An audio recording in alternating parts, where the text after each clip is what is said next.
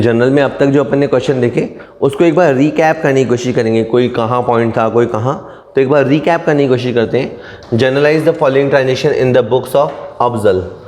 Afzal belongs from Kolkata, belongs to Kolkata. Took a loan from Mahboob, तो अफजल ने loan लिया। हम कौन हैं? हम अकाउंटेंट हैं। हम अकाउंटेंट हैं जो अफजल के यहाँ अकाउंटिंग कर रहे हैं। हमने क्या देखा? हमने देखा कि लोन लिया गया है।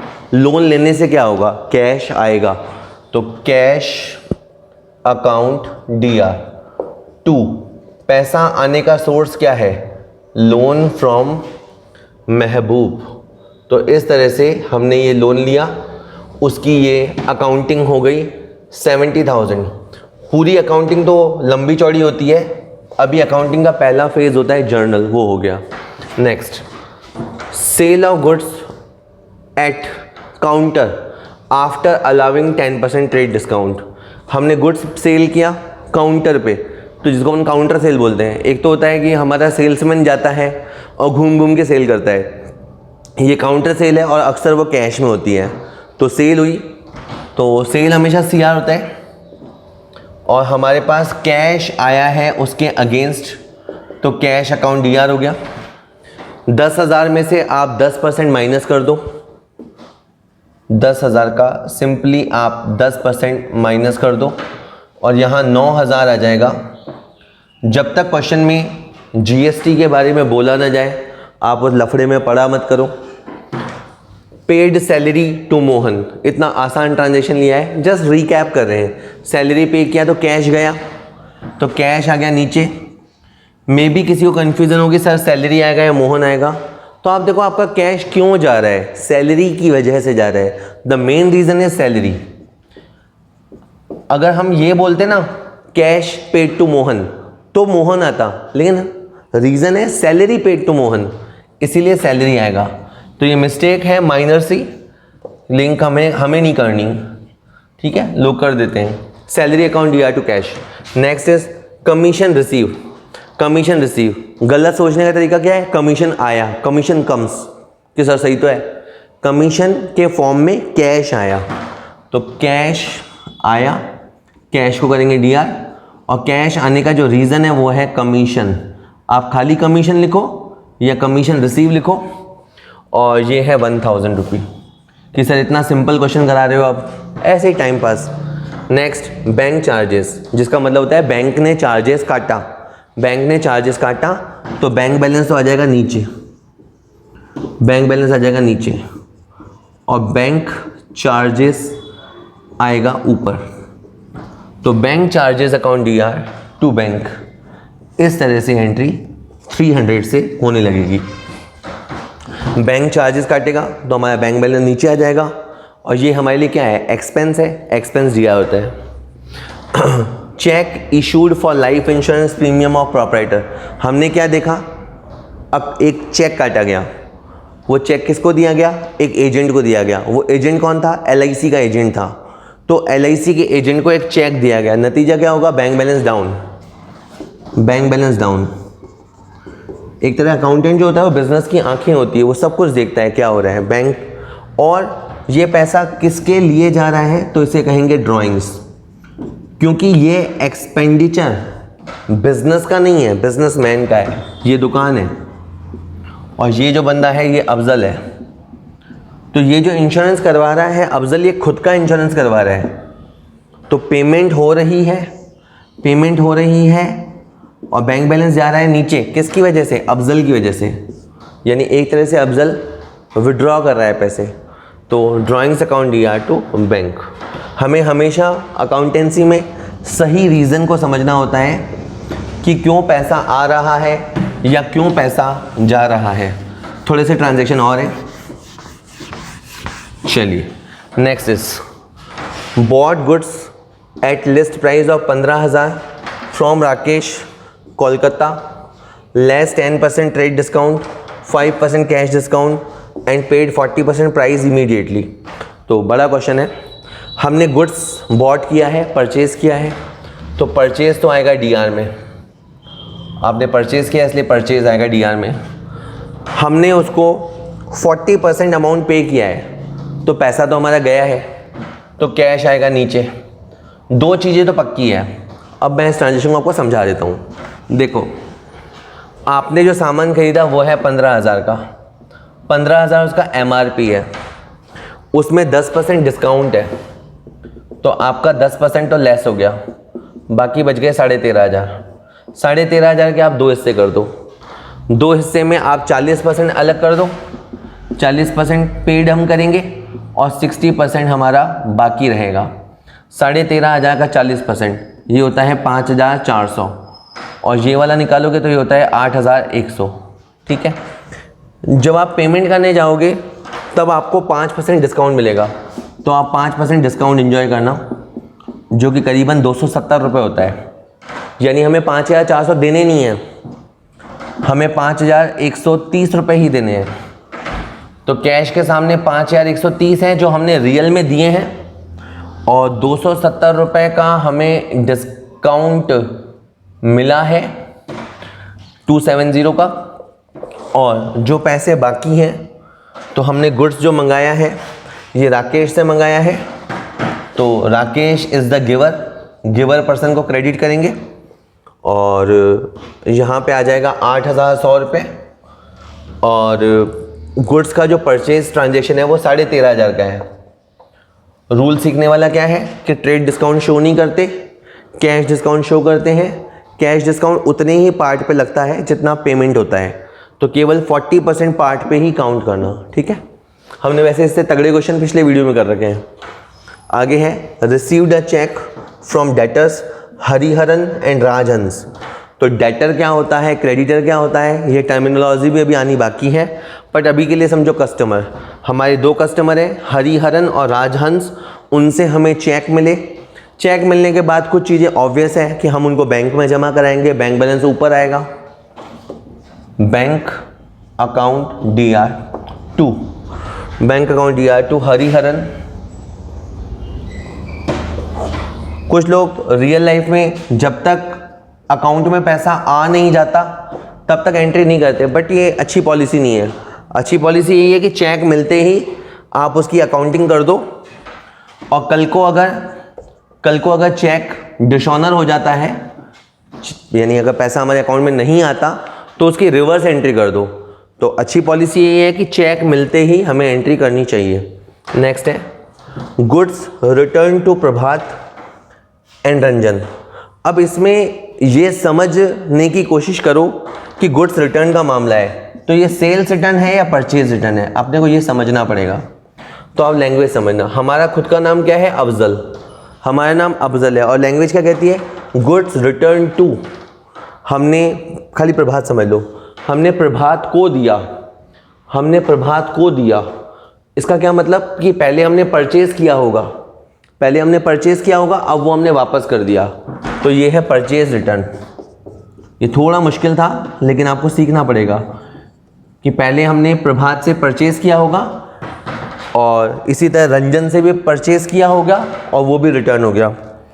या यूँ समझ लो, एक तरीका ये भी है कि हमने प्रभात को रिटर्न किया, तो प्रभात कौन है, receiver, Prabhat account debit, he is the receiver. And Ranjan को वापस किया, तो रंजन भी रिसीवर है, तो Prabhat debit, Ranjan debit to purchase return, ये हो गया आपका आंसर। लास्ट है cheque issued to creditor Jawahar and Vikas. Creditors क्या होता है, नेक्स्ट वीडियो में। हमने चेक दिया है, जवाहर को चेक दिया है, विकास को चेक दिया है, नतीजा 1-2 दिन में बैंक बैलेंस गोज डाउन, तो बैंक आ जाएगा नीचे, बैंक आ जाएगा नीचे, और जवाहर और विकास आ जाएंगे ऊपर। जवाहर अकाउंट डेबिट, विकास अकाउंट डेबिट। एक को हमने 50,000 का चेक दिया है, एक को हमने 10,000 का चेक दिया है, और ओवरऑल हमारा 60,000 डाउन होगा। ठीक है, तो एक ईजी सा ट्रांजेक्शन थे, सारे ईजी थे, जस्ट ऐसे रिकैप के लिए। ठीक है, आप इनको देखिए अच्छे से।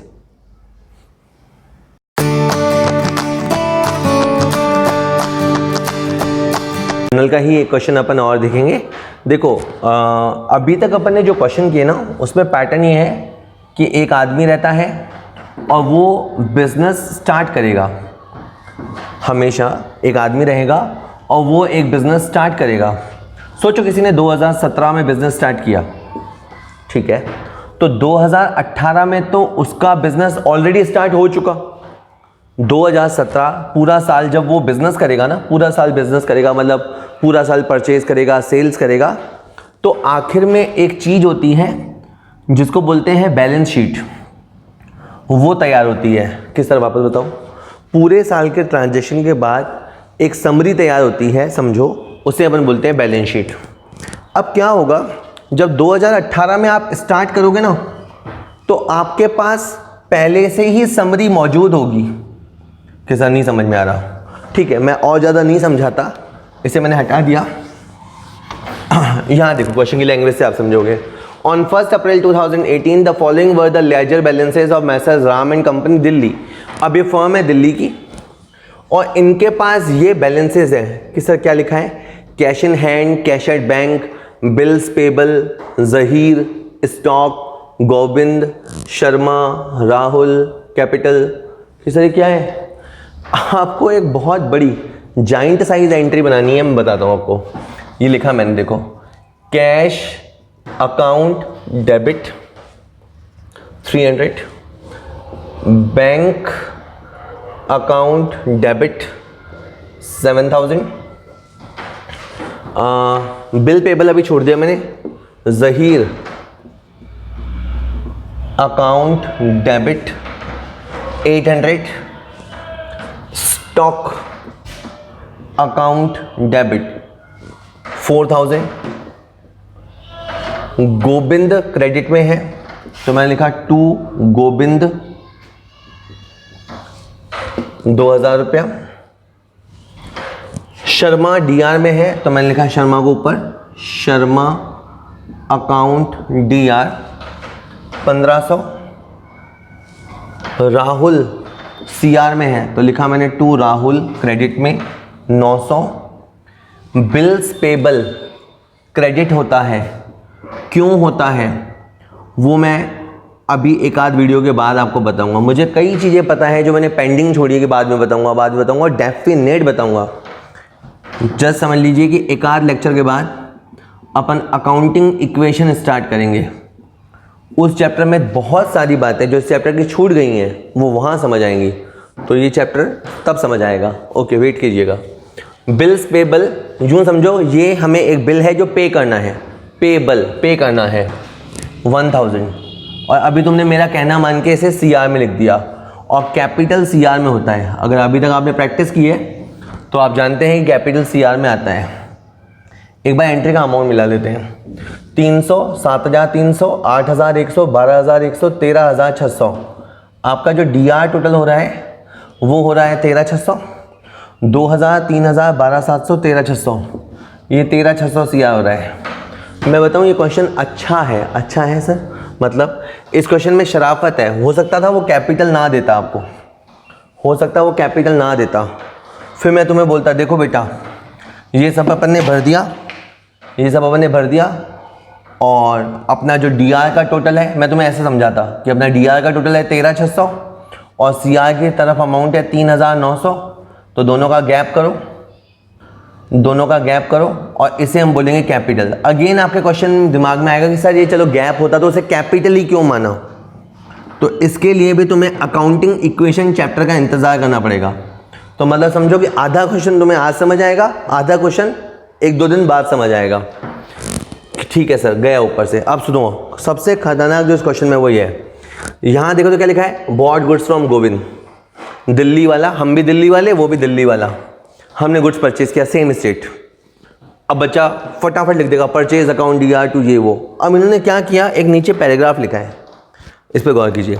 इंटर स्टेट ट्रांजेक्शन, यानी दूसरे स्टेट के साथ जो ट्रांजेक्शन होगा, are subject to levy of IGST. दूसरे स्टेट के ट्रांजेक्शन पे तो 12% आईजीएसटी लगेगा। And inter state transaction are and ये वर्ड है इंट्रा, ध्यान से पढ़िएगा, स्पेलिंग अलग है। Intra state transaction are subject to levy of CGST SGST 6% each. और अगर उसी स्टेट का ट्रांजेक्शन है, सेम स्टेट, तो 6% लगेगा। और अब और क्या कहता है, GST is not levied on transaction marked with star. ये जो भी स्टार मार्क के साथ हैं, या इसको मार्क को कुछ और भी बोलते होंगे, ये जो स्टार मार्क के साथ हैं उस पे GST नहीं है। अब यहाँ आ जाओ, यहाँ लिखा है बॉट गुड्स फ्रॉम गोविंद से माल खरीदा। परचेज करने पे परचेज DR होता है और परचेज DR होगा, और ये दिल्ली का ही बंदा है यानी सेम स्टेट का है, इसलिए मैंने यहाँ पे लिखा input CGST DR, input SGST DR। कि सर ये कहाँ लिखा है कि GST लगाना है? सही बात है, लेकिन इन्होंने ये कह दिया कि जो स्टार मार्क वाले हैं, स्टार मार्क वाले पे नो GST, इसका मतलब बाकी सब पे GST है। रिपीट, स्टार मार्क वाले पे नो GST, बाकी सब पे GST है। तो परचेज का अमाउंट है 900 रुपया, इसका 6% निकालेंगे 54, और फिर 6% निकालेंगे 54, और ये हमने जो परचेज किया है वो किया है गोविंद से, ये गोविंद लिखा मैंने, और ये हो गए 1008 रुपये। एक बात ऐसे ही बताता हूँ, गोविंद 2000 रुपये हमारे पे पहले के मांगता है, 2000 तो उसके पुराने बाकी हैं, और 1008 का माल हमने इससे और परचेज किया है। इसे कैसे समझते हैं बाद में।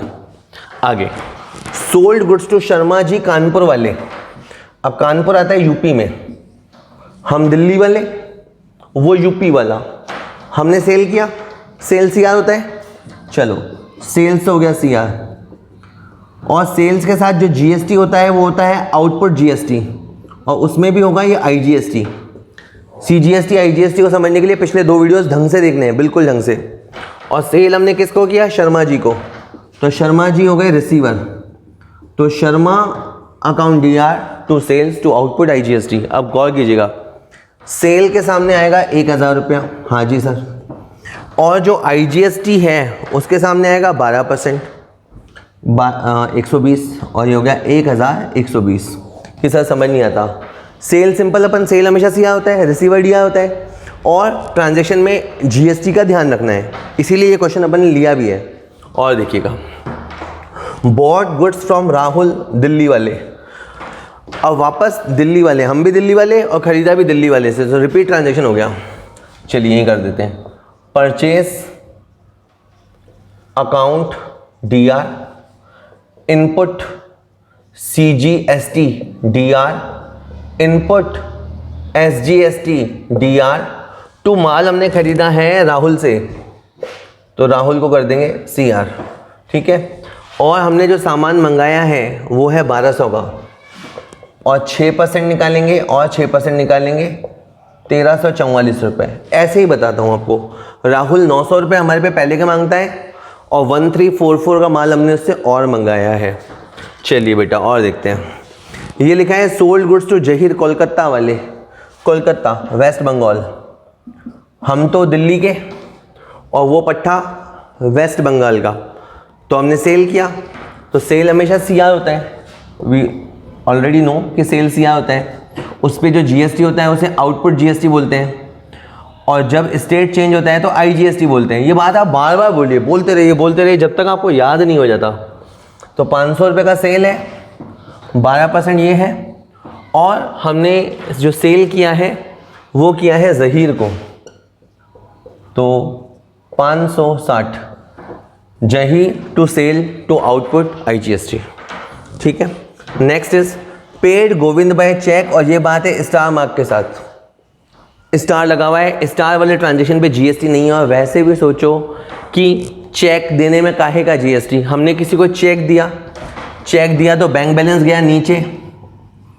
अब देखो ये बात कभी अपन धीरे धीरे लिखा करते थे 7 लेक्चर तक, याद करो मेरे 7 लेक्चर का वादा, लेकिन अब मैं डायरेक्ट बोल रहा हूँ कि हमने चेक दिया, चेक देने से बैंक बैलेंस गया नीचे, गोविंद को चेक दिया तो गोविंद आएगा ऊपर, ये गोविंद का चेक हमने बना दिया 1500 रुपये का। आप कभी जब अकाउंटेंट बन जाओ ना तो खोपड़ा लगाया करो दिमाग कि यार अपन ने माल तो यार 1000 का लिया था, 1008 का, फिर चेक 1500 का क्यों दे दिया। मैंने रीज़न बता दिया था कि 2000 इसके पहले के बाकी हैं, 1000 ये वाले बाकी हैं, इसलिए अपन ने हाल फिलहाल उसको 1500 का चेक दिया। आगे और सुनिएगा, received from Sharma a cheque of 2000 allowed him discount with star mark, यानी इस ट्रांजेक्शन में भी जीएसटी नहीं है। हमें शर्मा से चेक मिला, चेक मिलने से बैंक बैलेंस ऊपर आएगा, तो बैंक आएगा ऊपर, डिस्काउंट आएगा ऊपर क्योंकि डिस्काउंट की लोकेशन साथ साथ होती है, और शर्मा जी आएंगे नीचे, बैंक डिस्काउंट टू शर्मा। ठीक है, ये हमने 2000 का चेक है, ये 2000 रुपये और ये 50 रुपये और ये 2050 रुपये। चलिए आगे बात करते हैं। आगे लिखा है sold goods to Sharma ji Kanpur वाले। ठीक है, कानपुर यूपी, हम दिल्ली के। हमने सेल किया है, सेल सीआर होगा, और जीएसटी को कहेंगे आउटपुट जीएसटी, और वो भी कहेंगे आईजीएसटी क्योंकि स्टेट चेंज हो गया। शर्मा जी आ जाएंगे ऊपर। और अब सुनो, जब जो बच्चा सुनते सुनते बोर हो गया है ना, समझो उसको समझ में आ गया। जो बच्चा अभी भी देख रहा है ना, है क्या हो रहा है, तो समझो उसको नहीं आया अभी भी। जो सुनते सुनते अब लग रहा है यार सर बस करो ना यार, समझो उसको आ गया। ठीक है, sold goods to Sharma ji 800 रुपये, 12% 896 का ट्रांजैक्शन हो गया। नेक्स्ट है पेड रेंट बाय चेक, और इस ट्रांजैक्शन पे स्टार नहीं लगा हुआ, मतलब जीएसटी होगा। तो हमने रेंट पे किया, ध्यान देंगे, हमने रेंट पे किया, चेक से, तो बैंक बैलेंस आएगा नीचे, रेंट आएगा ऊपर। कोई भी हम गुड्स या सर्विस लेते हैं तो इनपुट सीजीएसटी, इनपुट एसजीएसटी। पता ना चले ना तो ट्रांजैक्शन को लोकल ट्रांजैक्शन मानते हैं, ये भी नॉलेज ले लो। 200 और 6%, 200 का 6% 12 और 12 224। ठीक है, एक बार ढंग से पढ़ लो। रेंट अकाउंट दिया है, इनपुट सीजीएसटी दिया है, इनपुट एसजीएसटी दिया है टू बैंक। और सुन लीजिए, sold goods to Zaheer Kolkata. अब तो सही में बोर कर रहा है यार। हमने सेल किया, सेल आएगा नीचे, आउटपुट आईजीएसटी आएगा नीचे, और जहीर आएगा ऊपर। और इस बार सेल है 1000 की, 120 रुपये हो गए, 1120 रुपये हो गया। क्या है लिखा sir, Zaheer DR to sale to output IGST. मैं नहीं समझाऊंगा, आगे सुनो। Paid salary in cash with star mark, star लगा हुआ है, तो फिर ये है भाई कि इसमें जीएसटी नहीं है। आप बड़े होंगे तो तब समझोगे कि सैलरी पे जीएसटी क्यों नहीं होता, वो बड़ी क्लासेस की बात है। तो पेड सैलरी इन कैश, आपका कैश गया, कैश आएगा नीचे। सैलरी एक्सपेंस है, एक्सपेंस दिया करो। ठीक है, देखो अगर आप क्लासेस यूं देख रहे हो ना कि यार देखनी पड़ेगी, सीखनी पड़ेगी, पास होना है, एग्जाम क्रैक करना है, तो मज़ा नहीं आएगा। एक आप सीखने के भाव से सीखो यार, सीखें यार क्या होता है। अगर आप सीखने लर्निंग पर्सपेक्टिव से पढ़ोगे ना तो रियल में समझ आएगा और कम एफर्ट में ज़्यादा रिजल्ट आएंगे। ठीक है, बाकी तो इसने एक जनरल स्टेटमेंट दिया है, वो हमने समझ लिया। सॉरी, एक एक ट्रांजेक्शन को समझते जाइए, नोट डाउन करते जाइए, इजीली हो जाएगा। ठीक है, हो गया है।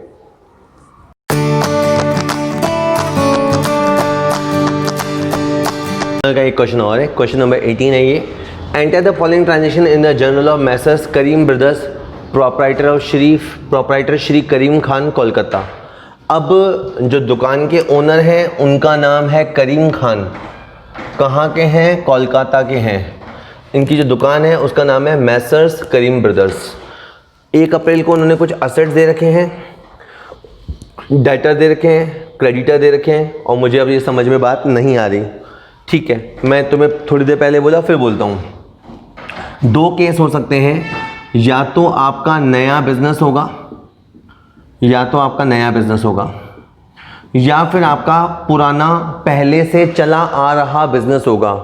ऑब्वियस सी बात है, पहले समय में आपके पास फर्नीचर, बिल्डिंग, मशीन वगैरह बहुत कुछ होगा। तो जब भी आपको ओल्ड बिजनेस का क्वेश्चन आवे ना, वो देखते ही आप समझ जाओगे। उसमें आपको जो असेट्स हैं असेट्स, उनको तो करना है डीआर, और जो लायबिलिटीज़ होती हैं उनको करना है सीआर। कि सर अब ये तो बताओ असेट्स क्या, लायबिलिटीज़ क्या। मैं अभी नहीं बता रहा। अकाउंटिंग इक्वेशन के जो लेक्चर्स आएंगे ना, वो जो लेक्चर सीरीज़ है उसमें इस बात को मैं डिटेल से समझाऊंगा। अभी ये समझ लो कि जहाँ से पैसा आना है, जहाँ से पैसा आना है वो है असेट, और जहाँ पैसा देना है वो है लायबिलिटीज़, मोटे तौर पे। ठीक है बेटा, अभी अपन इसको बात को समझेंगे बाद में। तो शुरू करते हैं। सबसे पहले इन्होंने 1 अप्रैल को बोला हमारे पास कैश है, बहुत अच्छी बात है, कैश है। कैश होता है तो आदमी बहुत इतराता है, कैश अकाउंट दिया। बैंक है, यानी बैंक में पैसा पड़ा है तो आदमी इतराएगा, 35,000। स्टॉक है, स्टॉक मतलब दुकान में सामान पड़ा है, बहुत अच्छी बात है। फर्नीचर पड़ा है, ग्राहकों को बिठाने के लिए हमारे पास फर्नीचर है 4,500 का। और इनपुट SGST और इनपुट IGST है कि ये सारे एसेट्स कैसे हैं। अभी के लिए तो आप इनको DI कर दो, अभी इसको मैं ज़्यादा नहीं समझाता।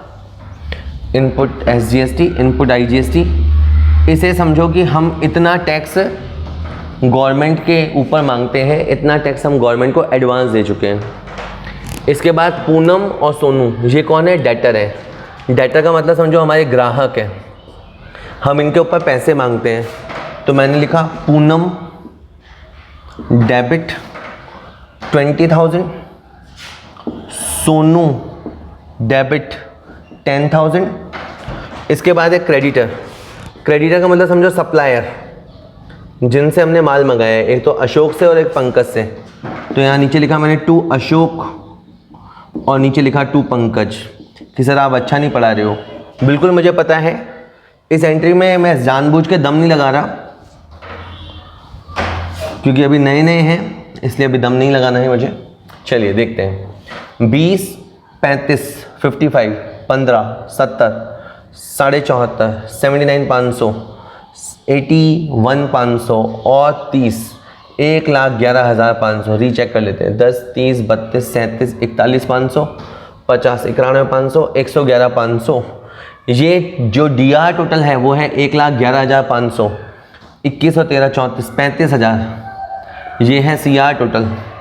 और जो गैप है वो है साहब 76,500, 76,500 इस बिजनेस में कैपिटल है। कि सर यार देखो, ये अपन ने निकाला, ये है बैलेंसिंग फिगर। बाद में मैं आपसे एक फॉर्मूले पे बात करूंगा कि A-L = C होता है। असेट में से लायबिलिटीज जाता है तो कैपिटल होता है। अब ये क्यों होता है, ठीक है, नहीं बता रहा। अब purchase goods from Pankaj Kolkata, हम खुद भी कोलकाता के और हमने परचेज भी किया है कोलकाता से, सेम स्टेट। नीचे लिखा है इंटर स्टेट ट्रांजेक्शन पे IGST होगा 12%, इंट्रा स्टेट ट्रांजेक्शन पे 6% होगा। ये Channu Munnu. GST is not levied on the transaction marked with the star mark. ठीक है, ये बात हम अब सुन चुके हैं तो हमें अब होश है। हमें परचेज किया है, परचेज हमेशा DI होता है। आराम से वहाँ गए, बिंदास लिखा परचेजेस अकाउंट DI। परचेज पे जो GST होता है इनपुट GST होता है। ये लिखा मैंने input CGST, input SGST। Examiner ये चेक करेगा कि आपको कौन सा GST अप्लाई करना है, वो नॉलेज हो गया है क्या, कौन सा GST अप्लाई किया जाए। हमने परचेज़ किया है पंकज से, तो यहाँ पे पंकज का नाम आ जाएगा नीचे। और हमने परचेज़ किया है 5,000 का माल, इस पे 6% निकालेंगे तो 300 आएगा, 5,600 रुपये। ऐसे ही नॉलेज के लिए बताता हूँ, पंकज 21,500 पहले के मांगता है, जैसे पुराना हिसाब बाकी होता है ना, 21,500 तो पहले के बाकी हैं, और 5600 का माल हमने और उससे मंगाया है। आगे है paid to Ashok by cheque in full settlement of his account 13,000 with star mark. Star mark का मतलब है नो GST। हमने पेमेंट किया है, चेक से किया है, चेक से पेमेंट दोगे तो बैंक आएगा नीचे। और हमने पेमेंट में 13,000 रुपये दिए हैं, जबकि अशोक का हिसाब निकलता है 13,500 का। अशोक का पुराना बैलेंस बाकी है 13,500 का, और हमने यहाँ पे फुल सेटलमेंट कर दिया। फुल सेटलमेंट से ही डिस्काउंट तुम्हें याद आ जाना चाहिए, और डिस्काउंट की लोकेशन तुम्हें पता है, बैंक और कैश के साथ साथ होती है। जैसे मोबाइल की लोकेशन होती है ना, वो हमारे साथ साथ होती है, जहाँ हम जाते हैं हमारा मोबाइल साथ जाता है, उसी तरह। और ये अशोक, अशोक को अपन ने पैसा दिया, Ashok account DI to bank, to discount, discount receive, इसे हम बोलेंगे। ठीक है, आगे कहता है sold goods to Poonam Delhi. अब हम खुद कोलकाता के हैं और सेल हमने दिल्ली में किया है, दिल्ली की पार्टी को किया है, दिल्ली की पार्टी को सेल किया है। स्टेट चेंज हो गया, स्टेट चेंज हो गया। सेल में सेल आता है CR, जो GST होता है उसको बोलते हैं आउटपुट GST, IGST अप्लाई करेंगे। हमने सेल किया है पूनम को, मतलब ये ट्रांजेक्शन आपको बहुत इजीली आ जाने चाहिए। स्टार्टिंग में ठीक है अपन ने माथे फोड़े, लेकिन अब तुम्हें आराम से आने चाहिए। नहीं आ रहे आराम से, मतलब प्रैक्टिस में कमी है। 11,000 का सेल है और 11,000 पे 12% अप्लाई करना है IGST का। 12,000, 12 कम 12, 12 कम 12 1 13, 11 और 1 12,320। ठीक है, कैलकुलेशन तुम लोग कर लोगे। Poonam account DR to sale to output IGST। उसके बाद हमने परचेज किया है अशोक से, अशोक है दिल्ली का। अब हम खुद हैं कोलकाता के और हमने दूसरे स्टेट के बंदे से परचेज किया है। परचेज करने पे परचेज दिया होता है, परचेज के साथ इनपुट GST होता है। इस क्वेश्चन के हिसाब से IGST लगेगा क्योंकि स्टेट चेंज हो गया। और ये हमने परचेज किया है अशोक से। बेसिकली जो सामान है वो 15,000 का है, इस पे 12% लगाएंगे तो वो 1,800 बनेगा और 16,800। मैं अब ज़्यादा नहीं समझा रहा, ये बातें हमारी सुनी हुई हैं, जस्ट हम देख रहे हैं कि हमें सही लगाना आ रहा है या नहीं आ रहा। Sold goods to Sonu Kanpur, Kanpur UP। State change हो गया, इसमें भी हमने सेल किया, सेल आएगा नीचे, सेल के साथ आउटपुट आएगा, आउटपुट IGST। सेल हमने किया सोनू को, सोनू रिसीवर। हमने जो सेल किया है वो 6,000 का है, इस पे 12% अप्लाई करेंगे तो 720 आएगा, 6,720 रुपये आ जाएगा। चलिए next is received cheque by Poonam 24,500 and allowed her discount 1,500। अब पूनम पे मेरा हिसाब निकलता है 20,000 का, ठीक है, और इसके अलावा मैंने इसको और सामान बेचा है 11,000 का, तो ये तो बहुत ज़्यादा डिस्काउंट दे दिया। मैं आपको पूनम का हिसाब बताता हूँ एक बार। देखो 20,000 तो है पहले का हिसाब और 12,320 का सेल है, 12,320 का सेल है, ठीक है। तो ये हो गए आपके 32,320 रुपये। 32,320 में से आपको मात्र 24,500 का चेक मिला है, और लेकिन डिस्काउंट की अमाउंट भी इन्होंने दे दी है। तो फिर अब आप ये सोचो मत, सॉरी, आप तो बस ये बोलो कि हमें चेक मिला, चेक मिलने से बैंक बैलेंस ऊपर गया, चेक मिलने से बैंक बैलेंस गया ऊपर, बैंक अकाउंट DR, डिस्काउंट की लोकेशन 7 होती है, इसको बोलेंगे डिस्काउंट अलाउड DR, और चेक हमें पूनम से मिला। पूनम एक्चुअली क्या, हमें चेक का अमाउंट और डिस्काउंट का अमाउंट खुद दोनों दे रखे हैं, इसलिए हमें दिमाग नहीं लगाना चाहिए था। तो 24,500, 1,500, ये सबको पता है कि ऐसे ट्रांजेक्शन पे कोई GST होता नहीं है, GST परचेज सेल पे होता है। इसके बाद हमने स्टेशनरी परचेज की, स्टेशनरी परचेज की तो हमारा कैश गया, कैश गया, और स्टेशनरी को करेंगे DR, स्टेशनरी एक्सपेंस होता है, स्टेशनरी DR, इसके साथ दोनों इनपुट CGST, इनपुट SGST, कि सर हर ट्रांजेक्शन पे GST होता है। देखो तुम सामान खरीदो या कुछ भी खरीदो, GST होता है। 1,200 रुपये है, इसका 6% निकालो और फिर 6% निकालो तो 1,344 रुपये हो गया। Stationery account DR, input CGST, input SGST दोनों DR टू कैश। नेक्स्ट हमने टेलीफोन का बिल किया चेक से, टेलीफोन का बिल चुकाया चेक से, तो बैंक बैलेंस गया नीचे, ऊपर आ जाएगा telephone charges, telephone charges DR, और इसमें भी इनपुट CGST DR। अब से आपके घर या दुकान पे बिल आवे तो देखा करो बिलों को, उसको महसूस किया करो कि बिलों में GST की अमाउंट होती है। 3,500 रुपये का टेलीफोन चार्जेस है और 6% 210 रुपये, 210 रुपये, 3,920 रुपये, ठीक है। और लास्ट ट्रांजेक्शन है सैलरी पे की, लेकिन GST का ध्यान नहीं रखना, सैलरी पेमेंट किया तो हमारा कैश गया, कैश आएगा नीचे, ऊपर आएगा सैलरी, तो salary account DR to cash 6,000 रुपया, salary account DR to cash. ठीक है बेटा, तो बहुत सिंपल सी बातें हैं। स्टेट सेम हो तो उसे लोकल सेल, लोकल ट्रांजेक्शन बोलेंगे।